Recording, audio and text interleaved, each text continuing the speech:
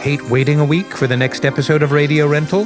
Subscribe to Tenderfoot Plus to get early access to episodes, ad-free listening, and bonus scary stories. Visit tenderfootplus.com for details. The following podcast includes scary stories with content that could be triggering to some listeners. Listener discretion is advised.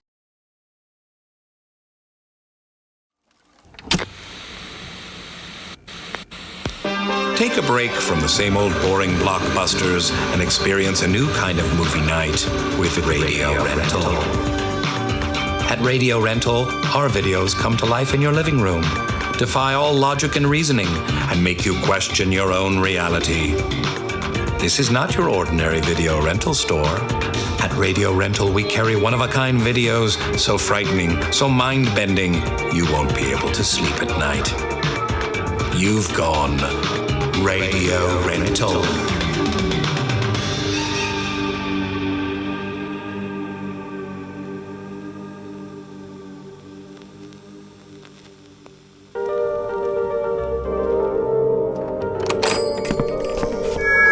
Hello, welcome to Radio Rental.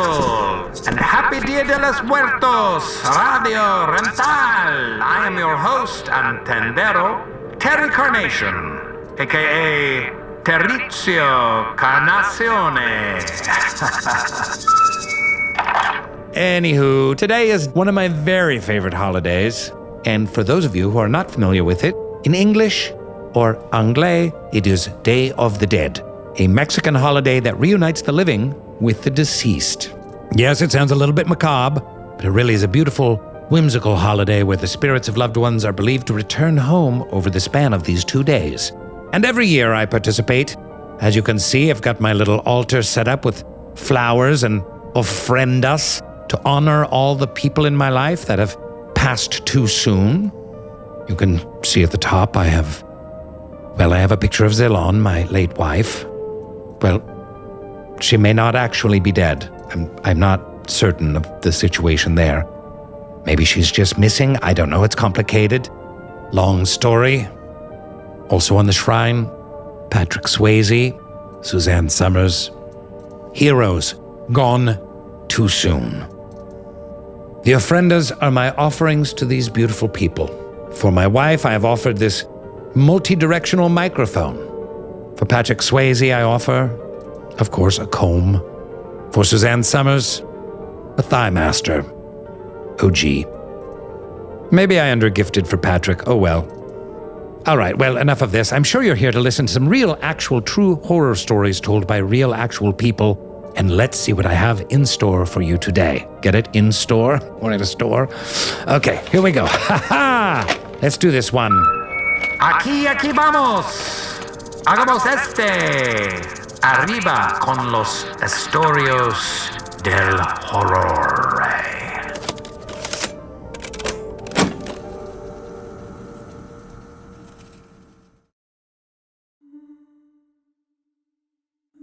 20 years ago, my wife and I were living in Moscow, Idaho. She was finishing up her redshirt year of track, and I was just graduated, and we were looking to do one more camping trip before the season turned.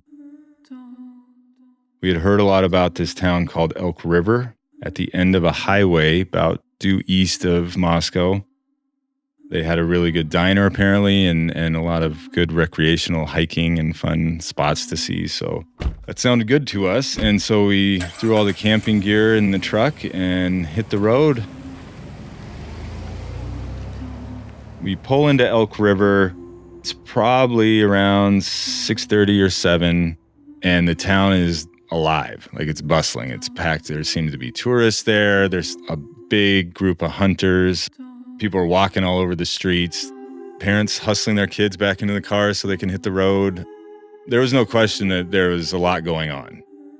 That's why we were concerned as we're driving in that we're not entirely sure that we're going to get a campsite, because it seems as though everybody had a similar idea.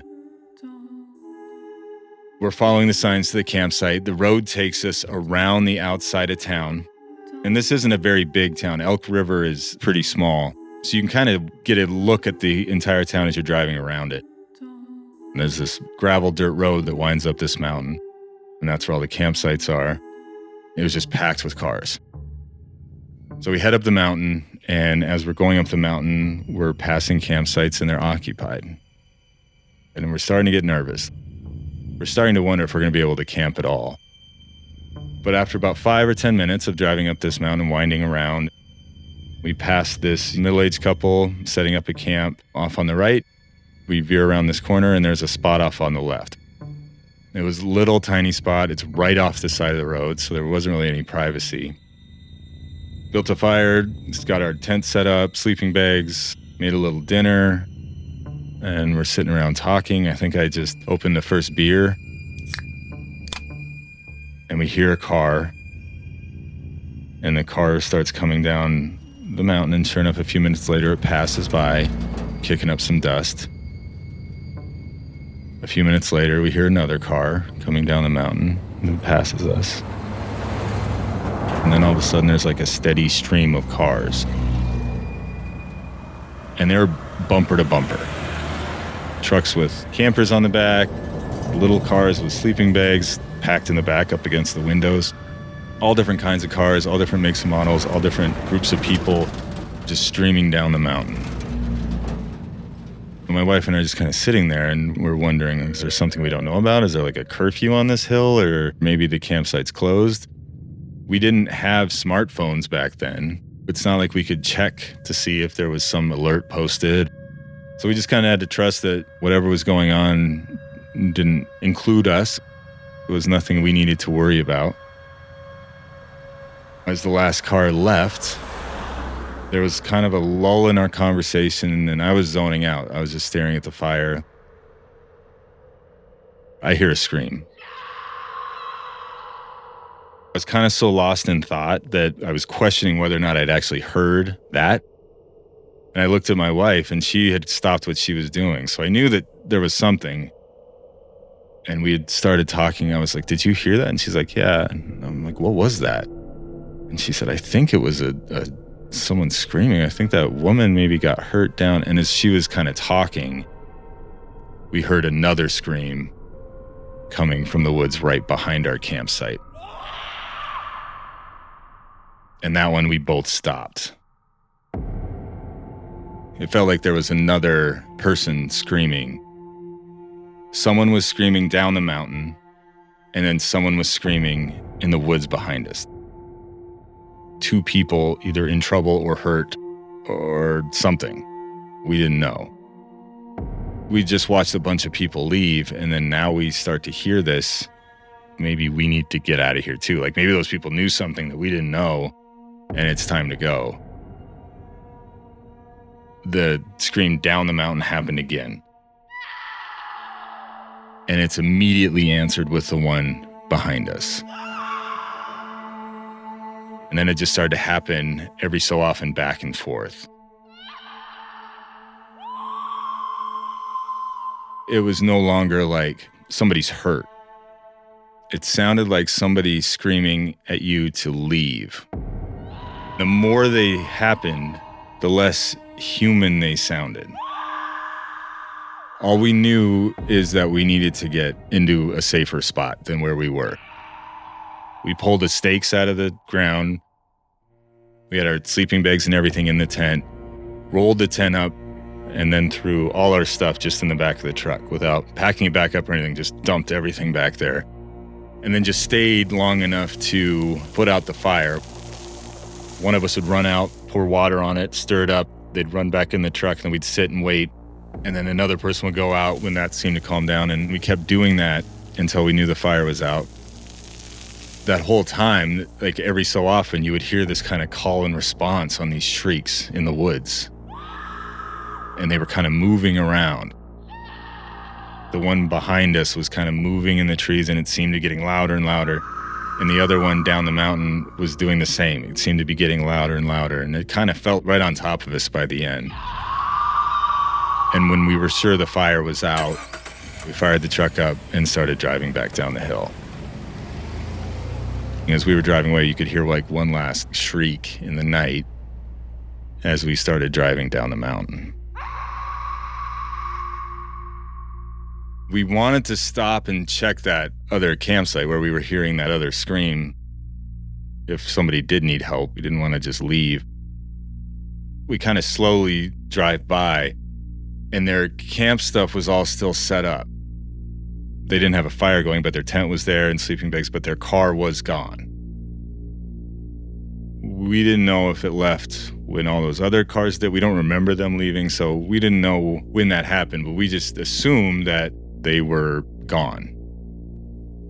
That just kind of reinforced the idea that whatever was motivating all those people to leave, it was validating that we needed to leave as well. Clearly there's something going on here where nobody wants to be camping on this mountain right now. And so we started heading back down the hill. It's a narrow dirt and gravel road. No turnoffs, like we're just following the road down. It's not as though we have a bunch of choices on different ways we can get down the mountain. There seems to be only one way down the mountain, and we're taking it. My wife has got her phone out, and she's trying to get service because we're both kind of thrumming with energy. And as we're getting closer to town, I can start to see lights through the trees. But the last little stretch of road does not feel familiar. It feels like we should be going off to the left, and we were going off to the right, making all these turns that I didn't remember making. We come around this bend, the road drops, there's kind of a big hill, and it spits us out into town. And when I looked at where we were, my first thought was, this isn't Elk River. This isn't the same town. Nothing about it looked familiar. We were looking down a main street that was lined on either side with businesses. There was one flashing red light in the middle of that main street. There's not a car in sight. There isn't a person in sight. All that activity that we had seen a couple hours before, no sign of that at all. Not even parked cars, like there was nothing there. There were a couple leaves blowing across the street. It just felt abandoned, like an abandoned town. We start driving down the street, and we're trying to find our way to the highway. And we're driving down, and my wife's still looking at her phone, trying to get service. As I close in on that flashing red light, there's a business kitty corner on that intersection. It has these big windows, kind of like a small town diner looking place. And there's this eerie red light glowing from it inside that's kind of spilling out onto the sidewalk.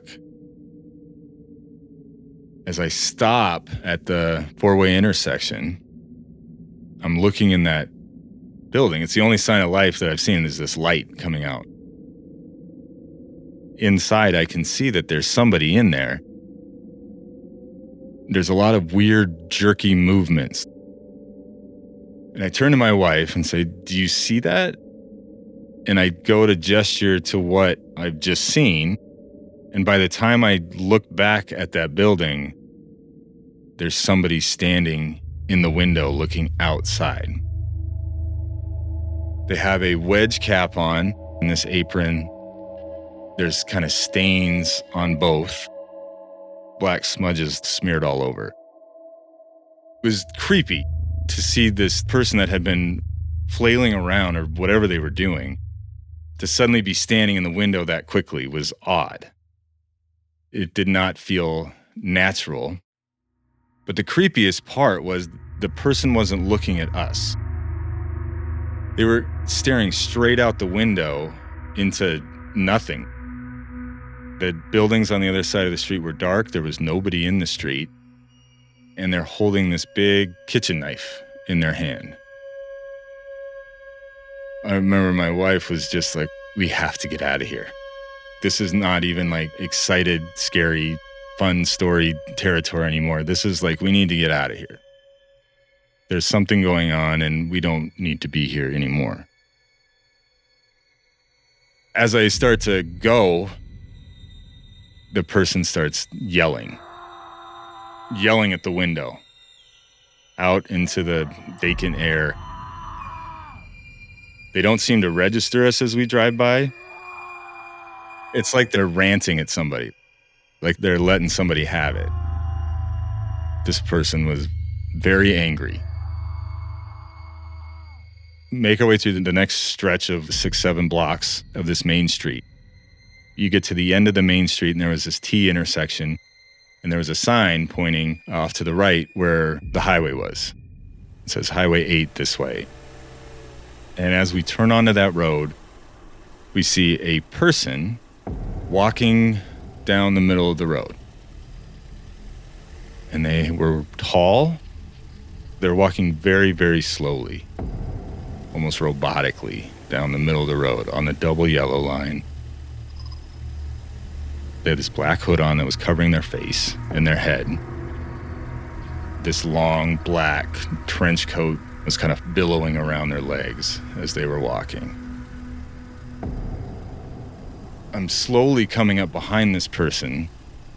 I keep waiting for them to register that we're coming. But there was nothing. Like, this person did not seem to know or care that we were behind them. So I'm pulling over to the shoulder of the road, whatever shoulder was there, and I'm slowly going by. As we pass by this person, as my rearview mirror and my driver's side window get right next to them, they slowly turn their head, and I can just see the bottom half of the face, and it's this pale, angular jaw and this super wide, narrow grin. And they're still walking super slowly. At that point, I was like, we just need to go. I punched it. I'm kind of paying attention to this person in the rearview mirror. I'm half expecting them to start sprinting after us. And up ahead, where we turn onto the highway, there's this little gravel turnout lot.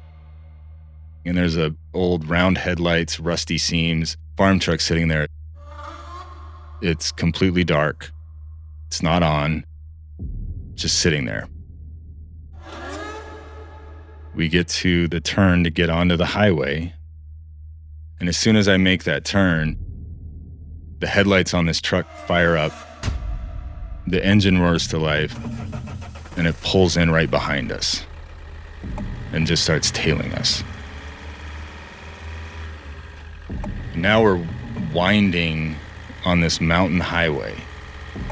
On one side of the highway is this sheer drop all the way down to this Elk Creek. And on the other side is this steep mountain. So there's no shoulder to pull off on. There's nowhere for us to go except forward.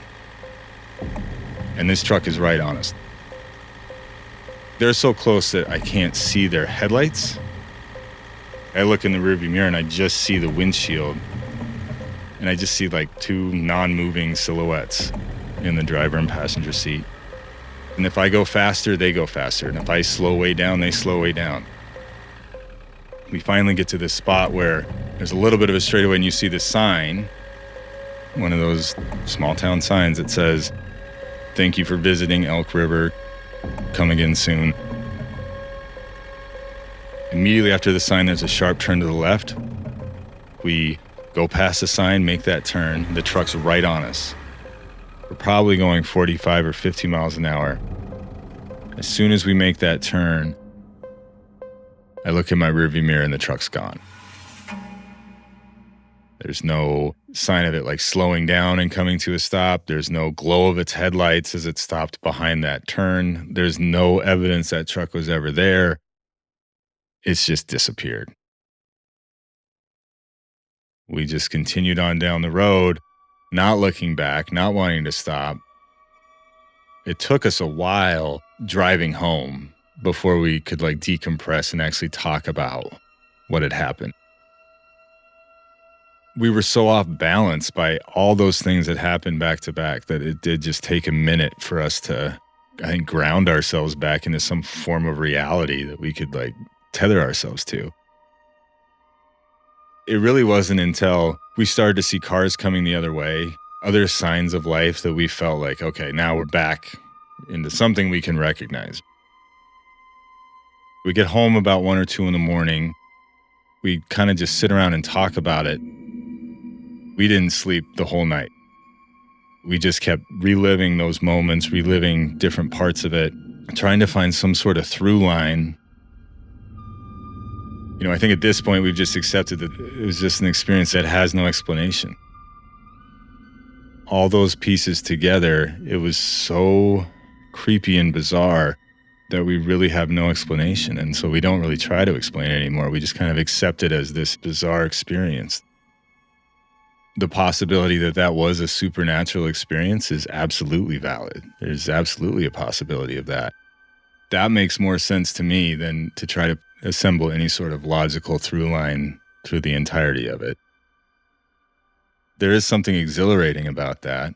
It's not something I want to relive ever again, because there was an uncertainty that we were going to make it out of there.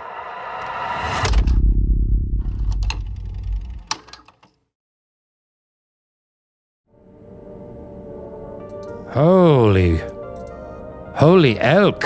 What in the real-life horror movie was going on there? Good Lord.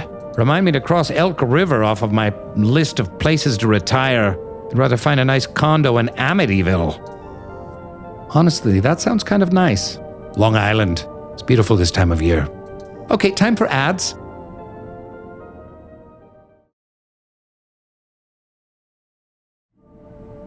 And we're back from Los Ads. Excelente. Hey, Malachi, be careful around all those candles, dear. Okay? Remember last time what happened when you were around an open flame? Caught your tail on fire and then went missing for a week. We don't want a repeat of that. We have literally done that episode. Hey, Malachi, don't get too familiar with that picture of my wife, Malachi. And don't be weird. I should have neutered you. Yeah, you better run. I'm going to put the next tape in before Malachi comes back. Consider this story an ofrenda to you, my dear horror fiend.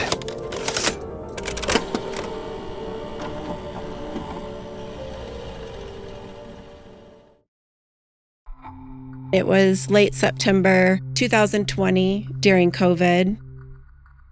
We were living in rural Michigan. I was there with my husband and my 2 children. It was a pretty idyllic farmhouse. We had 3 acres. We had about a flock of 10 chickens and a rooster.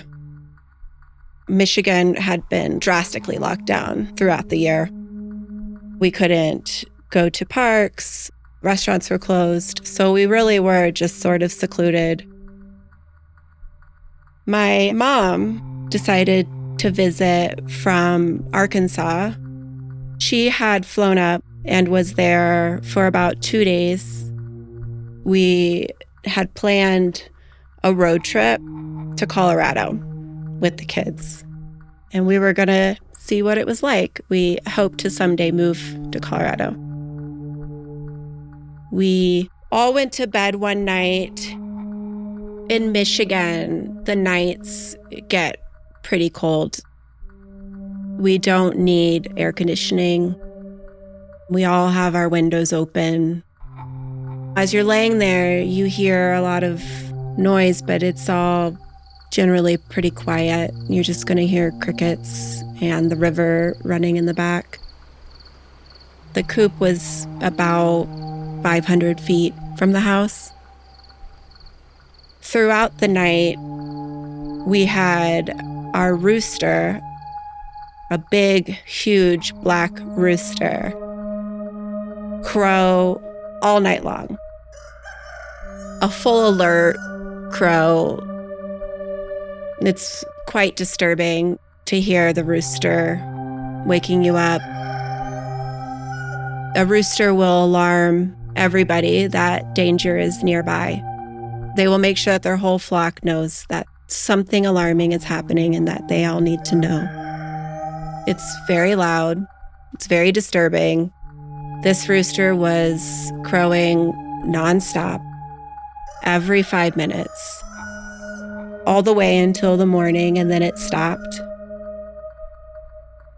The next morning, I said to my mom, "Oh my gosh, that rooster just kept me up." And she is like, "I know, me too. What in the world?" Having owned chickens for over 10 years, you know that's unusual. You don't ever hear a rooster at night, ever. Maybe a fox or a predator was trying to get in the coop.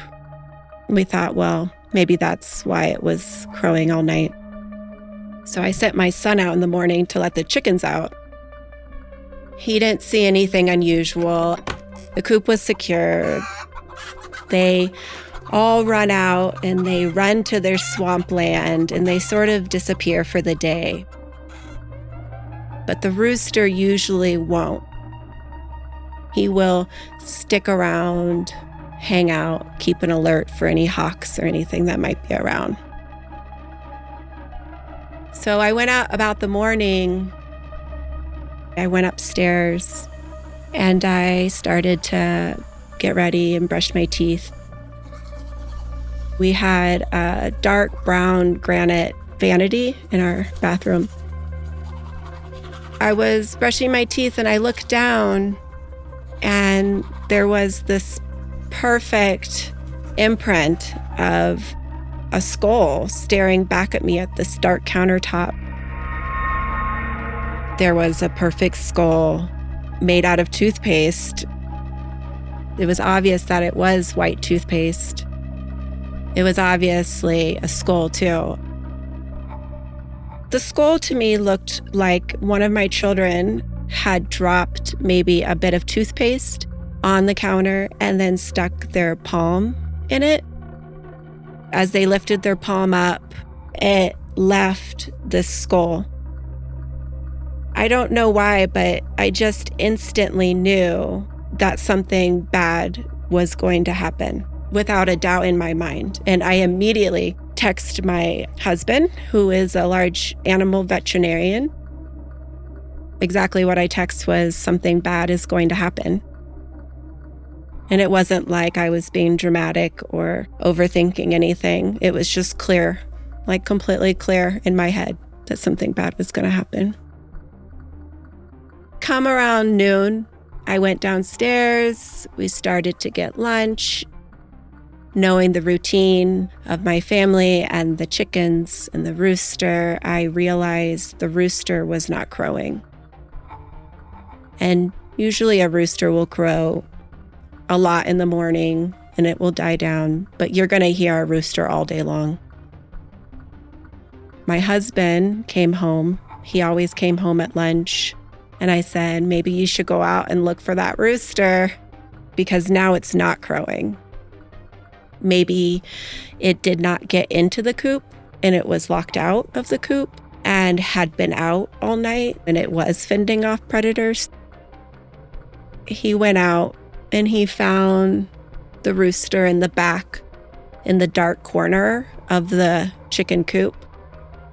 And it was just laying hidden in the shadows in the back. The rooster was completely dead. Had already gone into rigor mortis, so it had been dead for a while. He pulled it out of the coop, checked it over, looked for injury. Nothing was wrong with it. No injuries. No feathers were lost. Usually if a predator gets in a coop, you're going to see feathers all over the place. The rooster just appeared to have crowed itself to death. Maybe crowed itself to the point it had a heart attack. It's the only explanation. My husband's a veterinarian. He's not an avian veterinarian, but he knows chickens really well. There was nothing wrong with this rooster. He was a year old. He was young. He was healthy, huge. We had no viruses, no signs of any disease, no sign of predator attack. There was no sign that anything had tried to even get into the coop that could frighten it. He just crowed all night to exhaustion and had died. My husband went back to work. We were left with this giant rooster body. And so we decided to bury it under our apple tree that we had in the back of our property.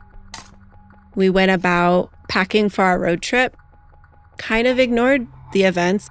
I didn't think anything of it. A rooster's gonna die, these things happen. And so we just ignored it and went about packing for our road trip. The next day, we were supposed to leave for Colorado. We got on the road. When you leave Michigan and you drive to Colorado, you have to circle around Chicago. My brother at the time lived in Chicago, and my mom, I know, would have been really excited to see my brother, but the timing of it wasn't great. For one, we had a timeline with our road trip. We had reservations. Two, my brother was uptight about COVID restrictions.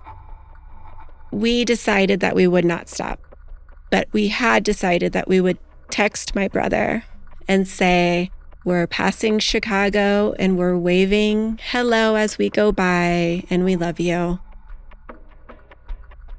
During that week, my brother's restaurant had just opened back up. He was training new staff. They had been closed all through COVID restrictions. He was busy, and we kind of understood that. And, you know, my brother, he's 10 years older than me. He wasn't like a great text responder anyways. So it wasn't that unusual to not hear a reply from him. So we just decided to just keep going, and we made our way. We finally ended up in Pagosa Springs, Colorado. The minute we arrived, we get out of the car. We go to a park to let the kids run around. And I get a phone call. And it's a nurse from an emergency room that's asking me about my brother's medical history. They were asking me if he was a drug addict or an alcoholic. They were questioning whether he had diabetes. I was completely thrown off guard by why a nurse was calling me, asking me those questions. They found him collapsed in his apartment. He had aspirated pneumonia, which meant that he had been down for days. I was completely shocked. I hung up and I talked to my mom, and my mom just immediately lost it and started crying and was really upset. And then we just immediately tried to figure out how we could get her to an airport to get to the hospital to see what was going on. We didn't know if he had had a stroke. The hospital had no idea what was going on with him. I was able to get in touch with his best friend, who actually had been talking and texting with my brother. He had told me that since September 24th, my brother had become very ill in his apartment. Due to the fear around COVID, they decided to kind of stay quarantined from each other and just communicate through text. I immediately got my mom to an airport. She flew to Chicago. She was by his bedside. And I had my children, and we were gonna stay with a friend, and then we were gonna make our way back to Michigan.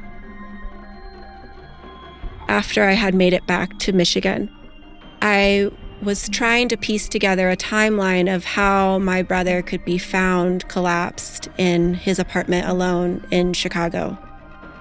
I was trying to kind of come to terms with what happened. So I asked his friend if he could send me screenshots of his text messages. And I was reviewing those text messages.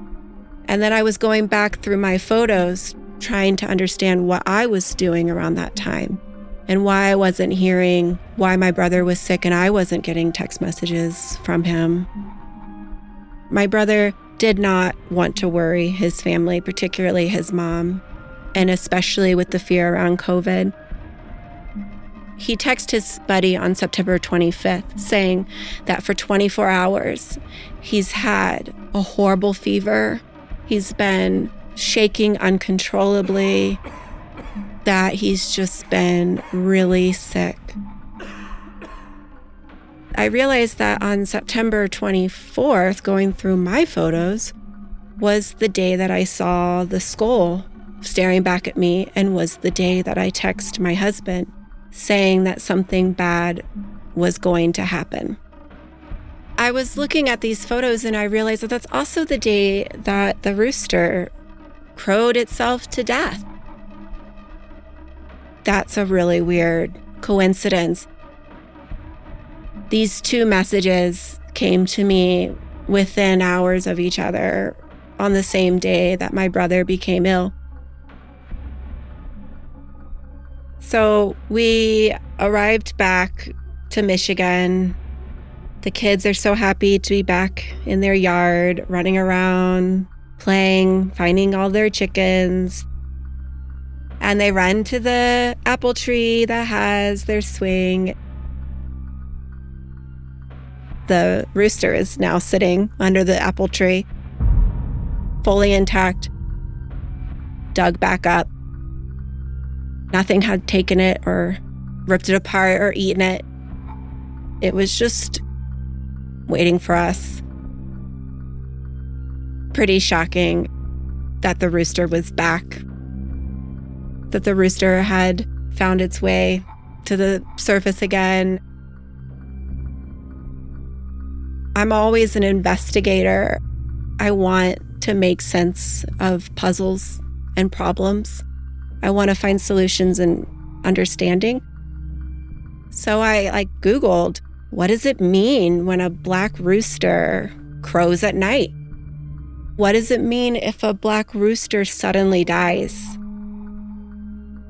According to folklore and old traditions, these are some of the worst omens that you can receive from the underworld, from the cosmos. They say that black roosters particularly symbolize death. They symbolize a change for the negative.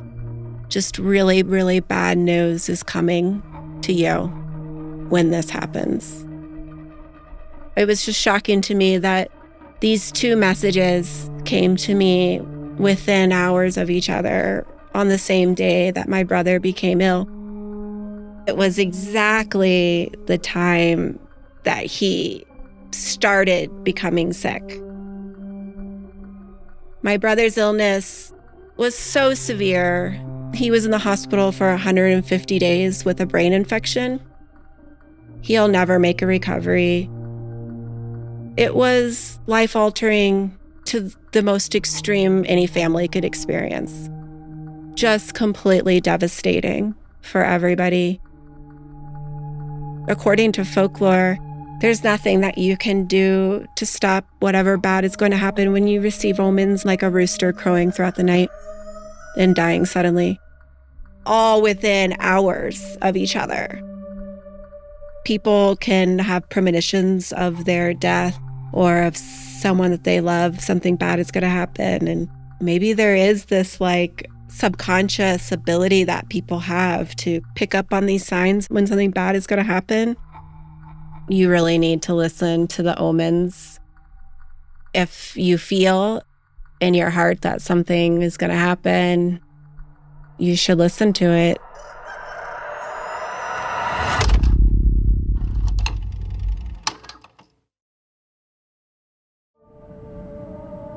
I hope that dear family hasn't endured anything like that since. My heart goes out to them. I'm also kind of freaking out because I swear I recently saw a toothpaste glob on my counter in the shape of the Taco Bell logo, and I hope that that doesn't mean anything bad. Or I wonder if I'm going to come into a great deal of Taco Bell in my future somehow. Now, that would be an omen I would be very interested in. But I don't think that's how omens work. Chalupa. Time for some ads.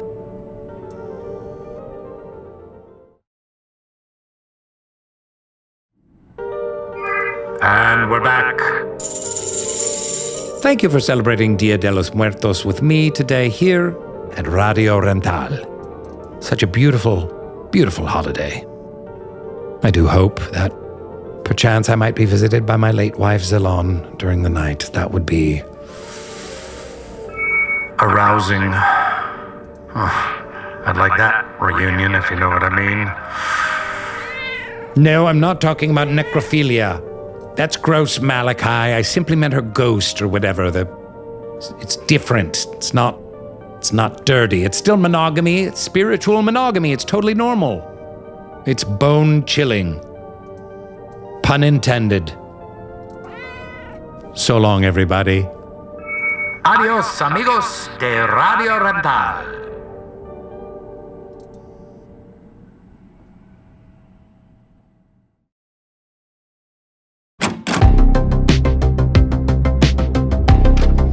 Radio Rental is created by Payne Lindsay and brought to you by Tenderfoot TV. Lead producer is Eric Quintana. Executive producers are Payne Lindsay and Donald Albright. Hosted by Rainn Wilson as his character, Terry Carnation. Written and produced by Meredith Stedman. Additional writing by Mark Lachlan. Supervising producer is Tracy Kaplan. Associate producer is Jaja Muhammad. Editing by Eric Quintana, Mike Rooney, Stephen Perez, and Meredith Stedman. Sound design by Cooper Skinner, with additional sound design by Stephen Perez and April Ruha. Mix and master by Cooper Skinner, with additional mixing by Stephen Perez and Devin Johnson. Original score by Makeup and Vanity Set, with additional score by Jay Ragsdale. Video editing by Dylan Harrington. Cover artwork by Trevor Eiler and Rob Sheridan. Special thanks to Oren Rosenbaum and the team at UTA, the Nord Group, Station 16, Beck Media and Marketing, and the team at Odyssey. If you have a Radio Rental story that you'd like to share, please email us at yourscarystory@gmail.com or contact us via the form on our website, radiorentalusa.com. Follow us on Instagram and Twitter at Radio Rental. You can also follow the illustrious Terry Carnation on social media. Just search at Terry Carnation. On behalf of the Radio Rental store, we'd love it if you'd subscribe, rate, and review. Thanks for listening.